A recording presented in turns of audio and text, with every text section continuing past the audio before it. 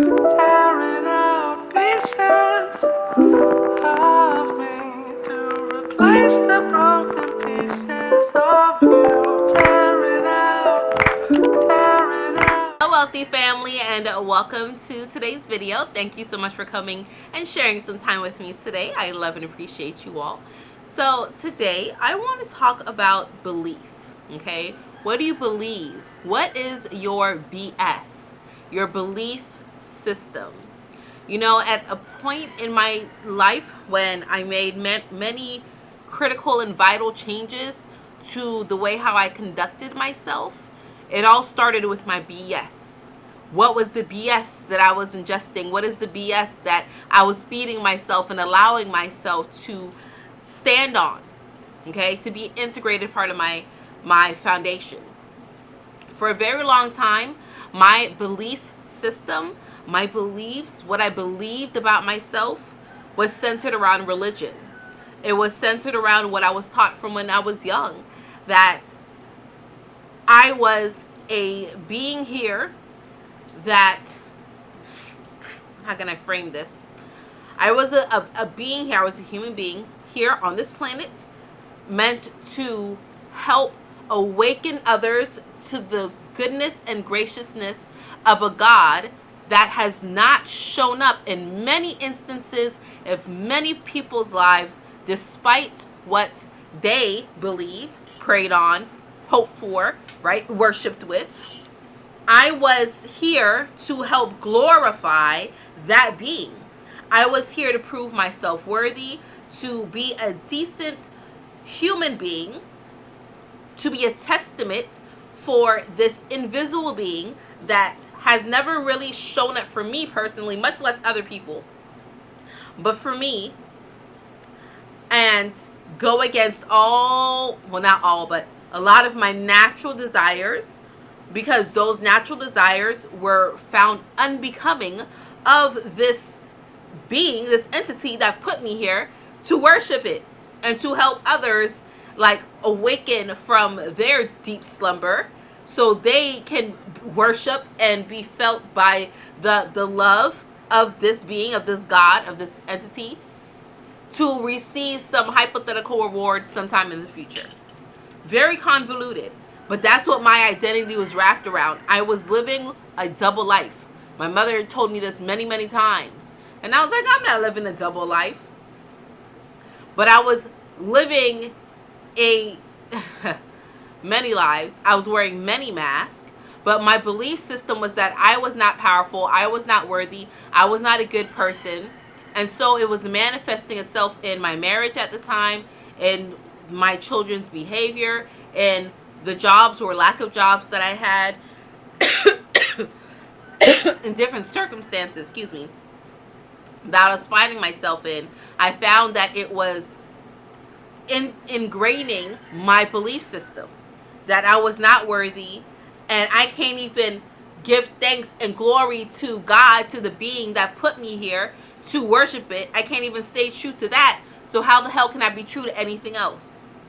My mind was very warped, and I was in a very sad and sullen place. And I believed for a long time that this God that I was meant to worship and supplicate and bear witness for was so disappointed in me that I was now alone. And that's why it never listened to me or helped me in anything. So then I started walking around with a belief system that I was alone. I was going through my divorce. My now husband was trying to help me, but I couldn't hear him. And I had one other individual who was trying to help me at that time. I couldn't hear them. I was just lost. I was like, I'm alone. What the hell am I going to do? So I moved into survival mode. And for a long time, I was moving in survival mode until I started switching my BS and started believing that I was worthy to receive these good things. I was worthy to receive love. I was worthy to receive happiness. My children were worthy of the lifestyle that I've always wanted to create for them. I started believing that I was not alone, and instead, because my heart was always contrary to what I was raised to believe, in my heart I believed something different that made me feel better. And when I started moving in my heart's desire, it started putting me on the path in which you see me on now. So my beliefs changed many, many times through my life, but I'm grateful that I was always strong enough to move in my changing beliefs. A lot of people get stuck in determining what is possible and what is impossible.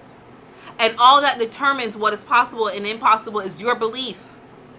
For many, many, many, many decades, people believed that a mile could not be run in less than 3 minutes. And now that's being blown out in the water. Because one person did it, you saw an example, okay, boom, here it is. But that one person who did it first, the person that set it off, they had to believe in themselves enough to know that they could break the barriers of what was already placed up in front of them. So know and believe that you can accomplish many things, because that is what determines success and failure. If you believe it, you can achieve it. If you can think of something, again, in the words of beautiful Bob Proctor, if you can hold it in your head, you can hold it in your hand.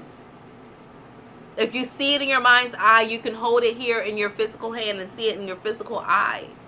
It can happen. Do not allow past conditioning, past things that have happened, past examples, past experiences, to keep you in a space where it is constantly affecting your relationship, like me, right? Your career, your money, your friends, your atmosphere, your attitude towards life, your desire, your ability, your love, your spiritual connection. Don't let those things that happened in the past affect you, because you are operating on a different frequency. You are operating from a different mindset.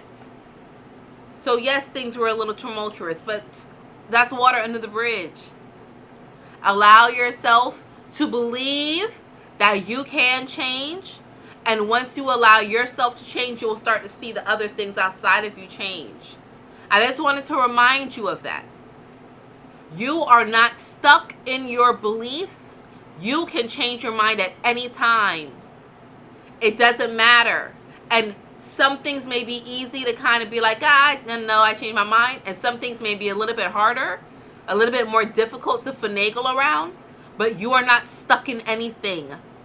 If you choose to believe, you will win and you will have a way out, and that the universe is always conspiring in your highest favor for your greatest good on the path of least resistance, that is what you will start to attract. That is what you will start to see. And then things will start to shift rapidly. Stop believing the storylines of other people and start writing your own freaking story. You have a choice. You always have a choice. The repercussions or the responses or the consequences vary based on the different choices that you make. But there's always two sides to every coin. And if you believe that things are always happening for your greatest good, that is what you're going to start to experience. So that is that. That's all that I wanted to share with you. Your belief is powerful. That's why there's a lot of work going on to make sure that you believe certain narratives. That certain narratives are pounded and bashed in your head, because repetition is how your belief is created. That's why commercials work so well. That's why a lot of things are in repetition. That's why you see the same news stories every hour. You got 6 hours of news and it's all the same stories recycled over and over and over. Sometimes for days on end. Nothing new happened. You mean to tell me out of everything that's happened in this world, nothing new happened where you could come in on a different news story? But repetition is what creates your belief. So that is that. That's all that I have for you today. I love you all. I appreciate you all. I'm grateful for you all. And until we connect again, stay alert, stay aware, and live in love. Peace.